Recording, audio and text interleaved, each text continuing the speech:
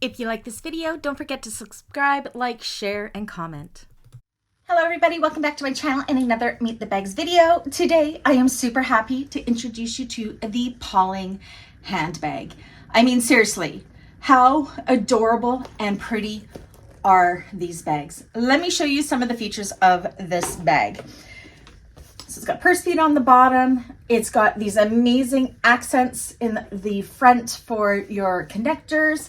It's got a removable crossbody strap.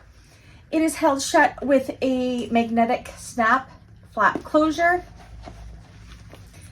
It has a very tiny zipper pocket on one side, which is perfect for holding lip glosses or pens or what have you. But look how big and wide this opens up.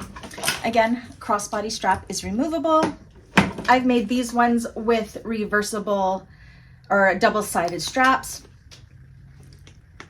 It is just the perfect going out bag, or if you like a smaller handbag, this is definitely for you. It's small, but she is mighty. She will hold quite a bit.